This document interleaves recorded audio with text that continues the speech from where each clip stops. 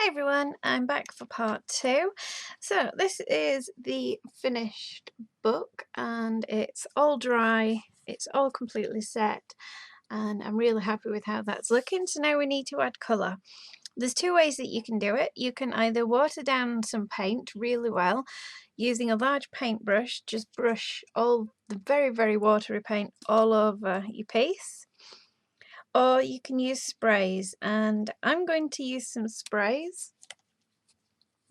These ones are Crafty Notion spray.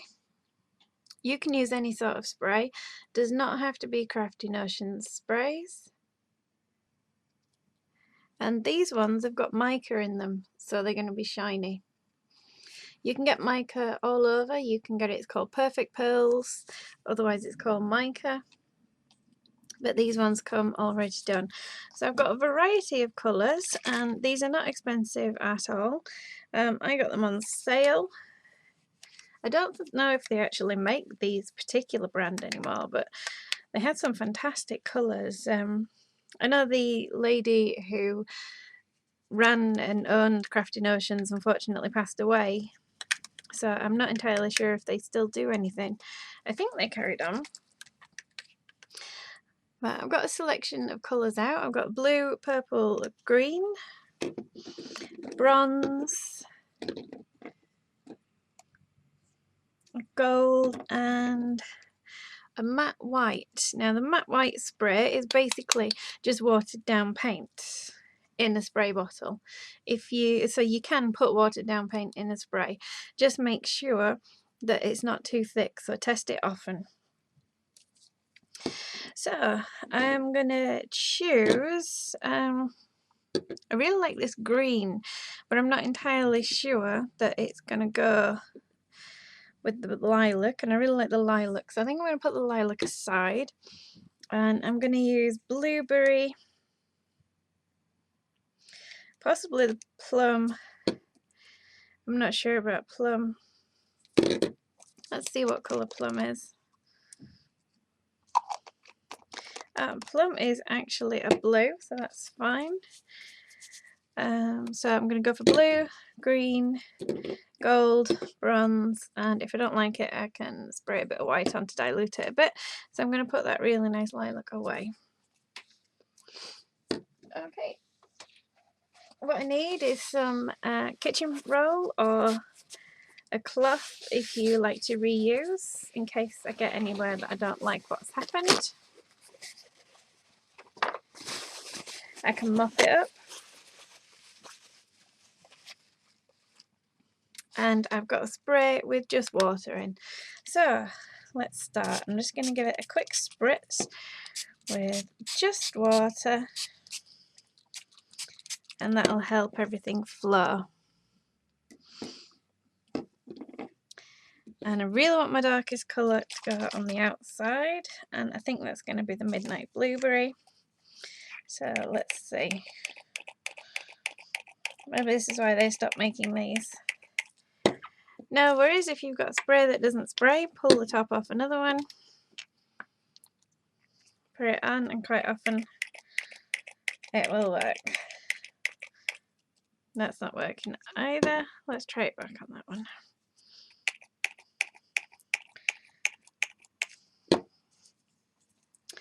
Maybe this is why I don't use these very often.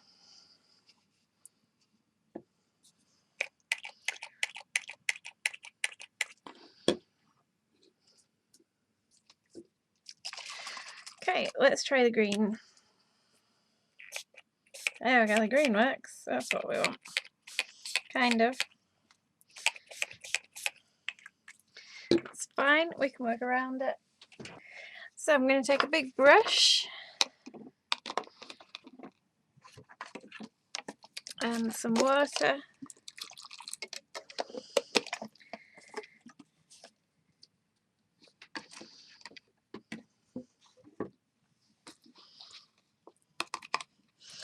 And here we go. So you can always work around a problem.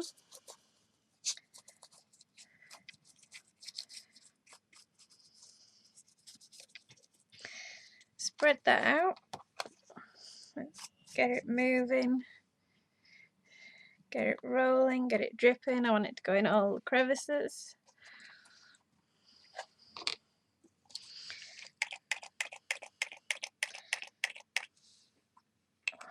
Try it again.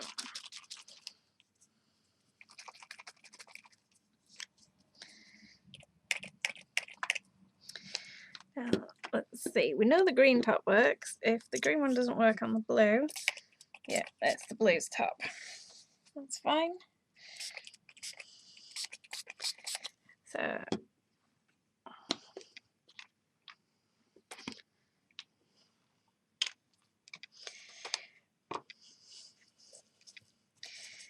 okay, so I'm going to get in there. Lots of water. I want the colours to mix.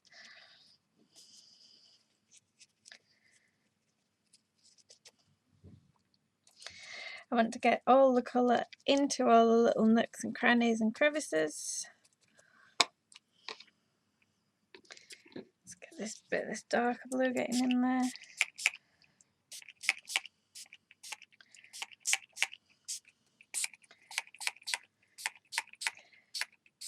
Don't forget anything that's hanging over the edge, you want that to get covered as well.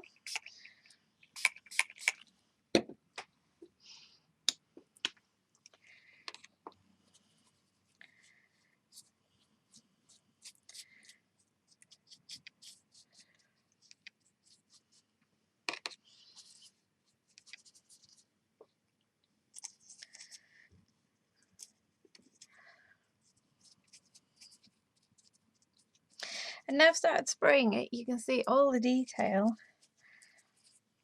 is starting to come out and it's starting to show, which is what we want. Okay, try break up any harsh lines that you've got with clean water.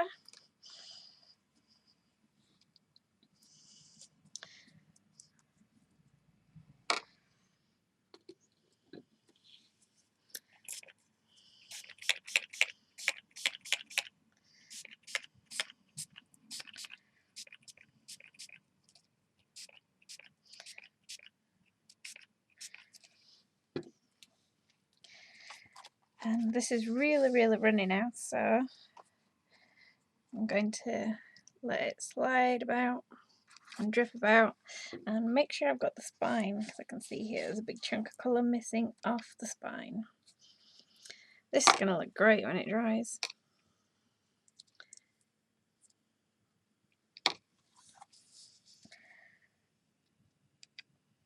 Right, I'm going to get my heat gun out and give it a quick dry, and as I'm going, if I've got a colour where I don't want it, if I want it lighter somewhere, if I don't quite like how it's mixed, like I don't like it on that, I'm going to change it.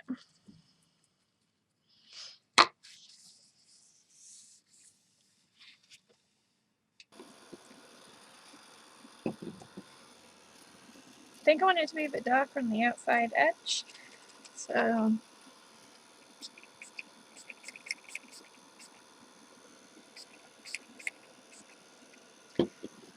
add in a bit more of the dark.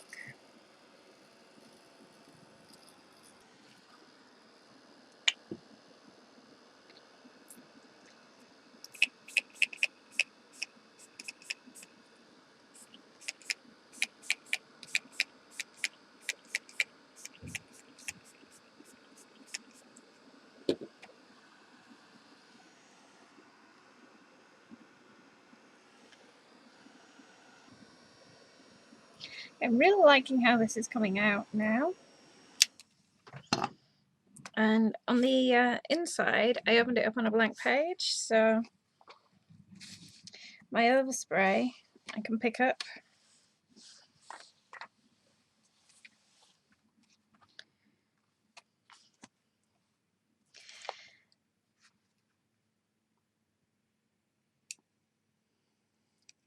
Now, see, you can see it picking up the shimmer.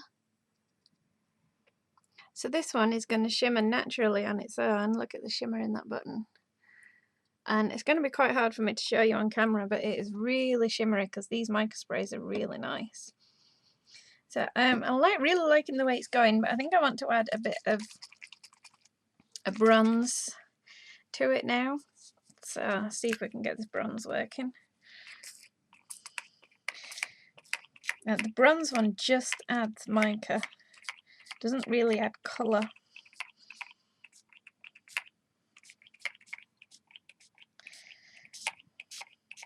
So wherever I spray it, it's just going to drop a load of mica.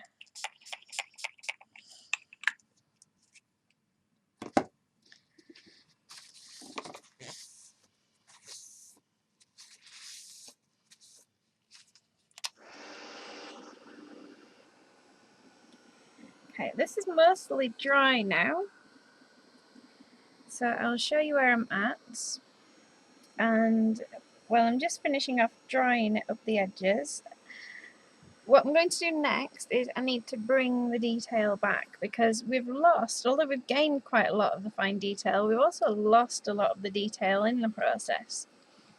So now what I need to do is get a dry brush and either some white paint, silver paint, gold paint, or some gesso, or if you have gilding waxes, any sort of highlighter, and I need to bring back my fine detail.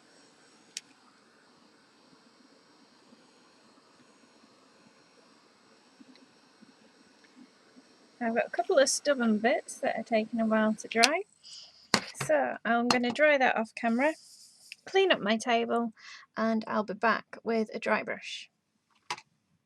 They're pretty much mostly dry, and I decided that I want to bring back all of this finer detail and make it stand out a bit more. So I'm going to do a technique called dry brushing, which is where you take, here's a clue, a dry brush.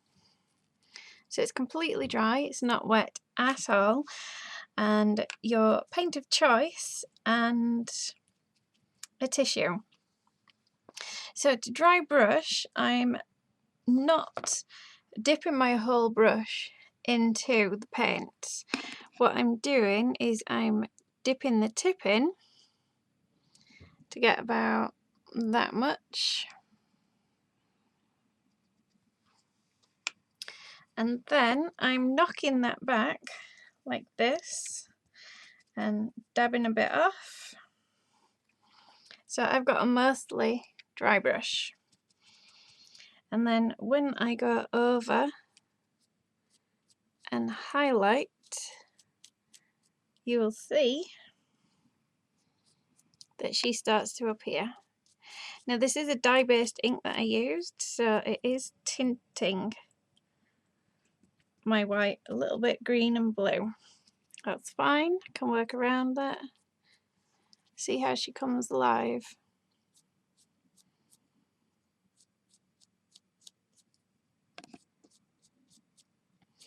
And don't just stay in the same spot, don't go in the same direction, go in all different directions and do that all over.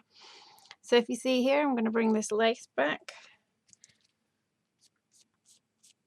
and just highlight all of the pattern.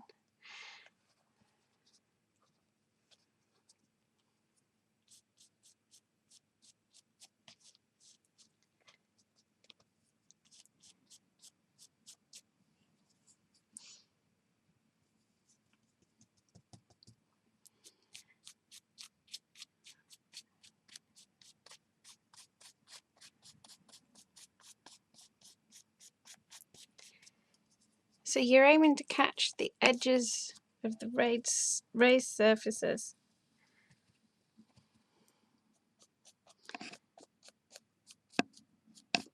Just to put a highlight on them. Don't need much on this outside edge.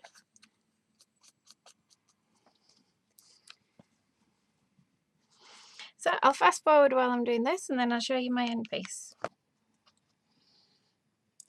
So here we have the back.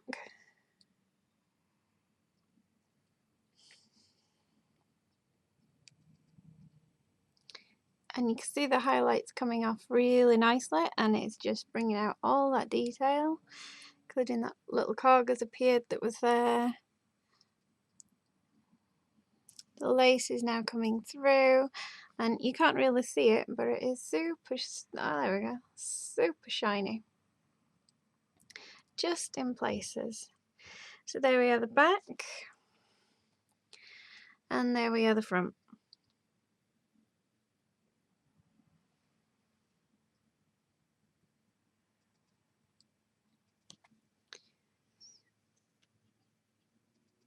So we have a gorgeously 3D piece.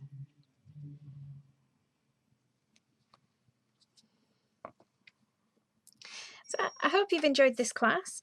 This is the end of the main part of the class, but I will be doing a 3D journal page with you also, and because I did an extra one, I decided to paint this one black, and I'll show you how to colour up a black one.